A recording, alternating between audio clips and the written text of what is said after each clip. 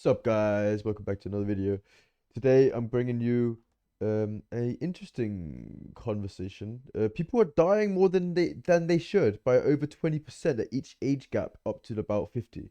So all the young people are dying faster than they should, much faster than since 2019 compared to 2019. So yeah, Warm welcome to today's talk, Wednesday, the 15th of November. Now, we're looking at information today from the United States, from the life insurance industry. It shows deaths in young adults in 2023 so far are 20% above what we would expect. So 20% guys. quite a high increase, and they do use quite strong words like the numbers are alarming, and I'll put the link to the news outlet in the description. So this has somewhat caught the insurance industry off guard, and of course these guys are interested because They got to pay money. costs them a lot of money. Yeah. The insurance payouts are higher than they would want, because it is an industry, and I'm not knocking that. Life insurance is necessary. Just to give you some examples here. Look at this. 15 to 19 percentage difference from 2019. 24% in January to May. 24% from 15 to 19. They shouldn't be like those are the 15 to 19-year-olds. The percentage difference from 2019, well, a little lower, well, about 1% in 2018, up 1%, but that's just fluctuation. Okay, we could argue about the pandemic and being a little... Yeah, so obviously 2020, 2022, COVID was blah, blah, blah, blah. Sure. 2023, however, everyone's vaccinated. Well, not everyone. Most people are vaccinated. I wish I didn't get it. I got it because I had to do a flight, whatever. Like this. higher, but January to May in 2023, 24% increase. 20, almost a quarter increase. 30 to 34-year-old age group, again, the difference 23 from 2019, and again, January to May, 23% increase so far for 2023. It's persisting. 40 to 44-year-olds, percentage difference. And there we go, a quarter increase. Again, 2023 so far, January to May data, 25% increase. And it just seems incredible to me that this is not at the top of the political agenda and Exactly. the mainstream news agenda. Exactly. You know who owns the mainstream media for most places in the world, if not all? It's the rich people. I think it's like one guy who owns like all the big 6 or 4 or 5 whatever news outlets in America. And they control what goes on. And if they're not talking about this, then why are they not talking about it? It's like they don't talk about Yemen, which is what Saudi Arabia invaded or something. Or not invaded, but they're fighting some other country there. I think Israel or Iran or something. They're fighting each other in Yemen, destroying Yemen. 400,000 casualties so far. And no one's talking about it. Put that into perspective.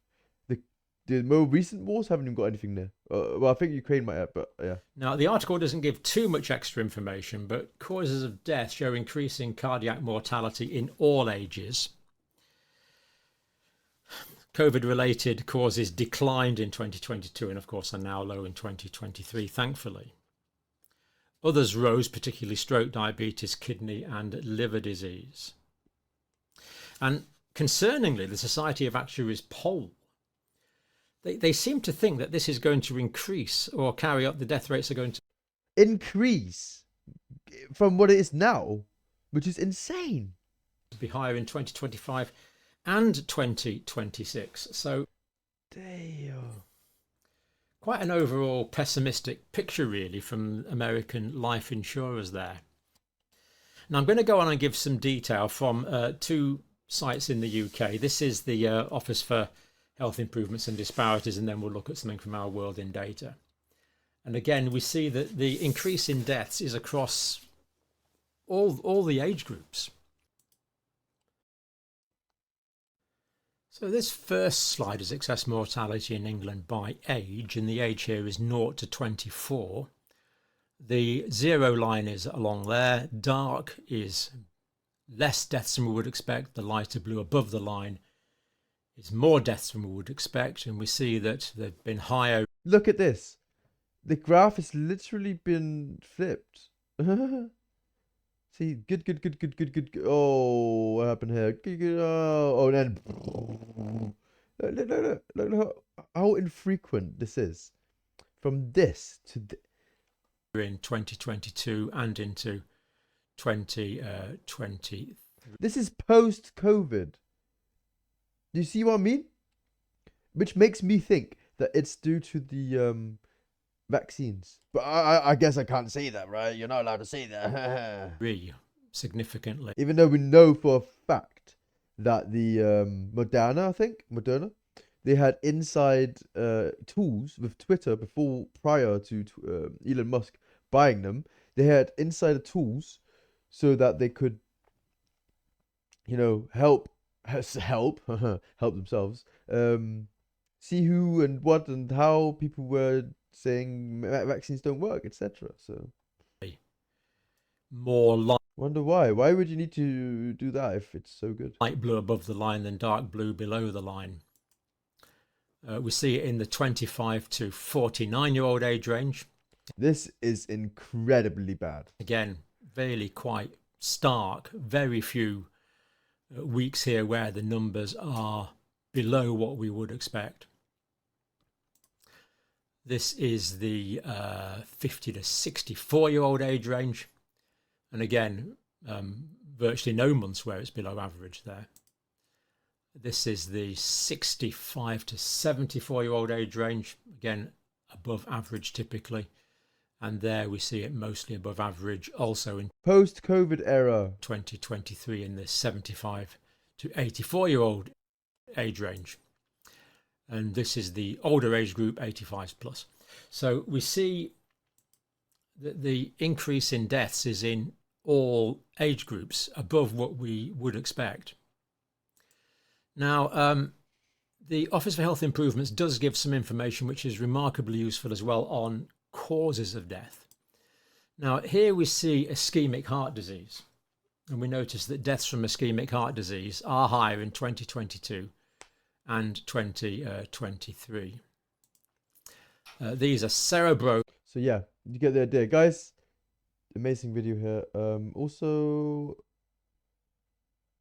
there's the link, I believe. So check out these. I'm gonna copy paste that, but yeah. Okay. Thank you for watching. I thought this is clearly to do with COVID vaccine side effects, by the way. I mean, haha. Not allowed to say that, probably. But yeah, thank you for watching. I think you can watch the rest yourself. You get the general idea. Thank you for watching. Please have a nice day, etc., etc. And Kosha, the Washington Post's unhinged coverage of Argentinian politics was a thing to behold. But let's have a look at The Guardian and how they've reported on this politician. Wow, they are not coping well. Far right? It just sounds... maybe he is far right. I don't know the guy, right? But to me, it seems like it's someone who's done with this... Like, I don't even know what it is. Like, this mass psychosis almost, like, everyone has to be this... Like, I don't know, man. This is...